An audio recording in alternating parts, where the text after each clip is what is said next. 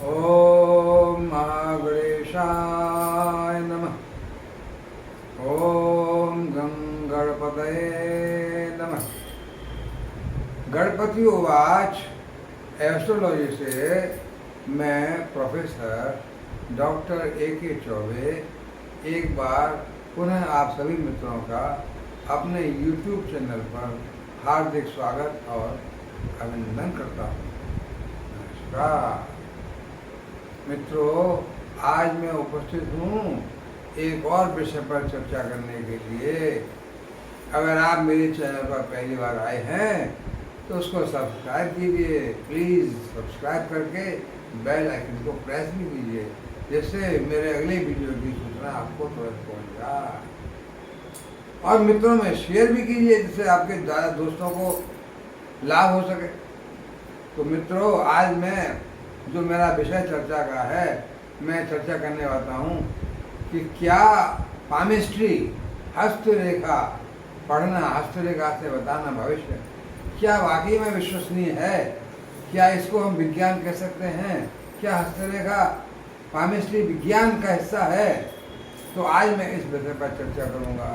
आपको चर्चा पसंद आए लाइक कीजिए और मेरे चैनल को सब्सक्राइब कीजिए।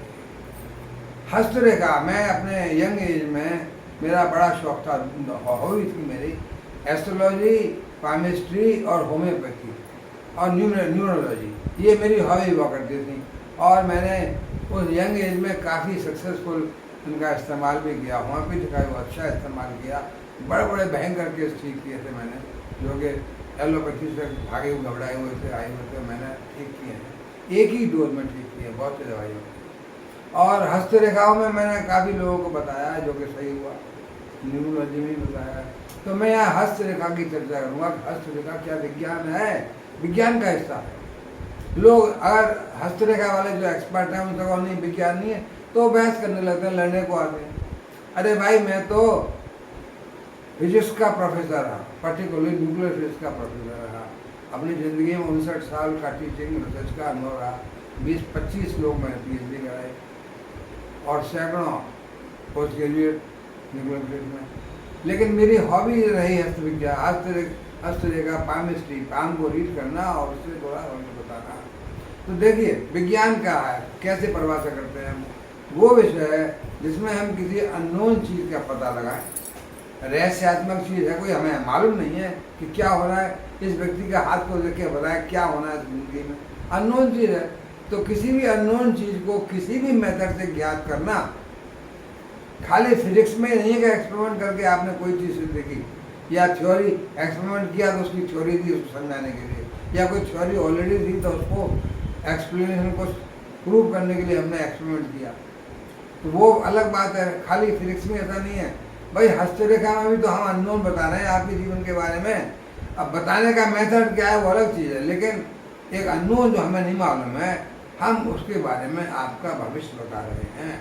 तो किसी भी अननोन चीज़ को, किसी भी छिपे हुए रहस्य को पता लगाना विज्ञान कहलाता है। वो सब्जेक्ट, वो विधा, वो मेथड जिससे हम किसी अननोन चीज़ को, किसी छिपी हुई चीज़ को पता लगा रहे हैं, कोई चीज़ बता रहे हैं ऐसा है, वो विज्ञान है। तो उस तरह से हमारा हस्तरेखा विषय भी जो है, पामिस्ट्री, रीडिंग पामिस्ट्री भी एक विज्ञान का हिस्सा आता है। अब आप कहेंगे सर ये विज्ञान कैसा है? ना तो इसमें कोई मैथमेटिक्स है, ना कोई इसमें एक्सपेरिमेंट है, ना कोई। भाई, ये व्यवहारिक विज्ञान है। हमने क्या किया? हमने, हमारे पूर्वजों ने, हमारे ऋषि मुनियों ने वर्षों तपस्या की, मेहनत की कि लोगों के हाथ देखे कि इस रेखा को यहाँ से ये रेखा काट रही है, इस जुपिटर पे क्रॉस बना हुआ है, या जुपिटर पे स्टार बना हुआ है तो बहुत अच्छा है, या शनि पर्वत उठा हुआ है तो क्या है, सूर्य पर्वत उठा हुआ है, उस पर लाइन है, उस पर त्रिभुज है, उस पर वर्ग है, उस पर स्टार है। ये सब कहाँ से आए? ये उन्होंने अपने पूरे पुराने लोगों के, विद्वानों के, महात्माओं के, बड़े लोगों के, राजा महाराजाओं के, बड़े स्टेट बिजनेसमैन के लोगों के हाथों से स्टडी किया और इसको लिपिबद्ध किया। अपने जो भी मेथड था उस समय बहुतों ने याद किया कि अगर जुपिटर पे स्टार होगा तो बड़ा अच्छा होगा, क्रॉस होगा तो खराब होगा। तो ये सब कहाँ से अनुभव किया ना लोगों के हाथ से, और किस एज पर आकर रेखा काट रही है, तो वहाँ कुछ नुकसान हो सकता है, दुर्घटना हो सकती है, स्वास्थ्य खराब हो सकता है, जीवन को हानि हो सकती है। तो ये सब कहाँ से किया? लोगों के हाथ देख देख करके, पुराने लोगों के हाथ देखे, और उनमें जो हमने देखा कि लाइनें किस बुद्ध पर्वत पर सीधी लाइन कई बताती हैं कि ऐसा आदमी बड़ा अच्छा व्यापारी होगा, या ऐसा आदमी डॉक्टर हो सकता है बहुत अच्छा। तो ये सब कहाँ से देखा?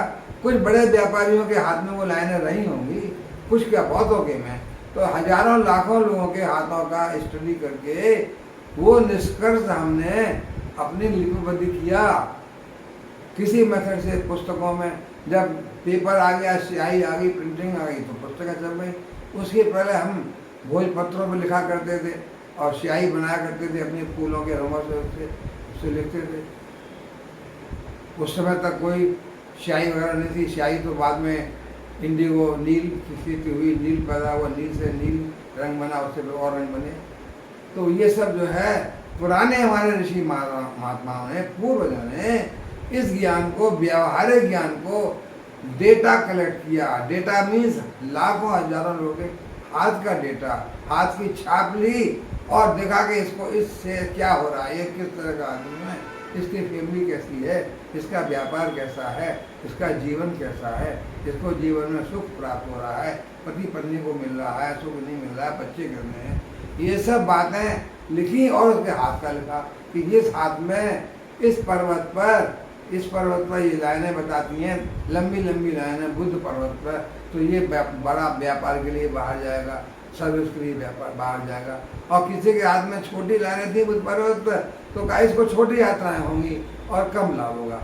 बड़ी लंबी लाइनें उसके जीवन से देखा कि वो बाहर गया और उसने बाहर से बहुत पैसा कमाया, बिजनेस चलाया, और उसके हाथ में बुद्ध पर्वत पर बड़ी लंबी लंबी लाइनें थी। तो वो लिपिबद्ध किया वो डेटा। सो हस्तरेखा विज्ञान का बेसिस क्या हुआ? डेटाबेस। हमने बहुत बड़ा डेटाबेस बना लिया और उसको फिर लिपिबद्ध करके पुस्तकों में डाला, हाथ भी दिए। अब आप कीरो की किताब पढ़िए, कीरो की किताब, कीरो को हिंदुस्तान आया था, यहाँ बहुत से लोगों से मिला, देखा, समझा कि हिंदुस्तान में क्या है और वहाँ पर क्या है। उसने फिर जो सुना, लोगों से बात किया, वो सब अपनी पुस्तक में लिख दिया और उसने हिंदुस्तान की बड़ी तारीफ की। तो ये सब बातें बताना कि हाथ देख के भविष्य बताना, वो कहाँ से आया? डेटाबेस, कि हमने पुराने हाथों का कलेक्शन किया है और उनके जीवन में क्या हुआ है उसको हमने लिपिबद्ध किया हुआ है, हम पे रखा हुआ है कि सुख के पर्वत वाला ऊंचा उठा हो तो आदमी किस तरह का होगा, अंगूठा कड़ा हो तो जिद्दी स्वभाव का होगा, अंगूठा लचक वाला मुड़ जाता हो तो बड़ा चेंजिंग नेचर होगी, कोई अक्षर नहीं। ऐसे सिम्टम्स हमने किताबों में लिखे, लिपिबद्ध किए, क्यों? हमने अनुभव किया लोगों के जीवन से, और वो पुस्तकों में आ गया तो अब हम उनकी सहायता लेकर के अब हम जो बता रहे हैं लोगों का हाथ देख करके, वो हमें हमारे याद है, हमारी बुद्धि में है कि हमने उन पुस्तकों से जो पढ़ा वो हमको समझ में आया, अब उसको अप्लाई कर रहे हैं। तो वो डेटा बेस से जो हमारा ज्ञान बना और उसको अब रिसर्च कर रहे हैं लोगों के हाथों पे, हम उन हाथों को देख के हम भविष्य बता रहे हैं इनके बारे में। तो हस्तरेखा भी एक विज्ञान का हिस्सा है, हस्तरेखा विज्ञान का हिस्सा है। विज्ञान में हम देखते हैं कि क्या हमने हाथ में पाया है और क्या हमने देखा है इसके हाथ में, वो हमको बताना है। वो कहाँ से बता रहे हैं हम? अपना ज्ञान जो कि लोगों के डेटाबेस से है। अब उसमें कुछ एरर भी हो सकती है ना, जो डेटाबेस है वो जरूरी नहीं 100% सही हो, नेचुरल प्रोसेस है, नेचुरल प्रोसेस में हमेशा स्टैटिस्टिकल वेरिएशन होता है। अब जैसे आप रेडियो एक्टिविटी में देखते हैं, रेडियो एक्टिव दिखे वो स्टैटिस्टिकल है कि सारे के सारे क्यों डिके जाते हैं एकदम, और कौन सा पहले डिके करेगा न्यूक्लियस, कौन सा बाद में करेगा, कुछ नहीं मालूम। उसमें भी एरर आती है, प्लस माइनस डिस्ट्रीब्यूशन है। तो हर चीज़ का नेचुरल फिनोमेना में एक हिडन प्लस माइनस एरर होती है। इसमें भी हम कह सकते हैं कि वो डेटाबेस कितना एक्यूरेट है, तो प्लस माइनस 20% अगर एरर आ रही है, यानी हमने 100 केस बताए, उसमें 80 हमारे केस सही बैठ गए, तो हम कहेंगे 20 की एरर आ गई चलिए। या हमने 120 बताए, उसमें 100 सही हो गए, तो 20 ज़्यादा हमने बताए तो 100 सही हो गए। तो ऐसे ही 10 अगर गलत बैठे तो 10% की एरर हो गई। तो इतनी एरर तो हमारे बताने में, आप कैसा मेरे साथ तो अच्छा नहीं हुआ, आपने गलत बताया, अरे भाई वो स्टेटिस्टिकल एरर में आ गया। ज़रूरी नहीं है कि हम 100% जो भविष्यवाणी कर रहे हों हाथ देख करके उसकी जीवन के बारे में, ये ज़रूरी नहीं है कि 100% सही हो, उसमें एरर भी होगी, हिडन एरर है, नेचुरल एरर है। तो प्लस माइनस 15%, 20%, ये आप देखिए अपने एक्सपीरियंस से। आपने 100 बातें बताई अगर, तो उसमें कितनी बातें सही हुई? 80, 90, 95, उतनी एरर हो गई। तो मैं 20% एरर लेता हूँ कि 20% तक एरर एक्सपेरिमेंट में, बहुत अच्छा एक्सपेरिमेंट है तो 10% एरर। आपके फिजिक्स में भी जो रिसर्च करते हैं आप, तो उसमें भी एरर 10% है तो बहुत अच्छा एक्सपेरिमेंट, वरना 1-2% तो सुपर एक्सपेरिमेंट हो गया। तो 20% एरर है, वो भी ठीक है, तो हम इसको मान लेते हैं कि ये एरर में आ गया। वरना हस्तरेखा को देख करके किसी अननोन चीज़ को बताना from the basis of the books, वो कहाँ से आई? व्यवहारिक ज्ञान से, डेटाबेस जो हमने बनाया था उससे देख करके हमने किताबों में लिखा कि ये जीवन रेखा अंत में जाके ऐसी हो जाए तो यूँ होगा, कई लाख में जंजीर बन जाए आदमी के जीवन बीमा रहेगा। ऐसी बातें हमने अनुभव किए, देखा लो, वो हमने पुस्तकों में लिखा है और उसी को बेसिस मान के हम कर रहे हैं, और उसमें एरर भी है। तो लेकिन मेरा कहना यह है कि हस्तरेखा भी एक विज्ञान का हिस्सा ही है। तो इसमें कोई झगड़ने या लड़ने की, बहस की बात नहीं है, क्योंकि कोई भी चीज़ जिससे हम अननोन का पता लगा रहे हैं, कोई भी विधा, वो विज्ञान का हिस्सा है। फिजिक्स, केमिस्ट्री, बायोलॉजी विज्ञान नहीं है, या इंजीनियरिंग या कंप्यूटर, ये भी जो है विज्ञान का हिस्सा है, क्योंकि हम इसमें अननोन का पता लगा रहे हैं, रहस्यात्मक चीज़ के बारे में बता रहे हैं by some method based on data collection. तो मित्रों आज इतना ही, अब फिर मिलेंगे तो कुछ और चर्चा करेंगे। नमस्कार।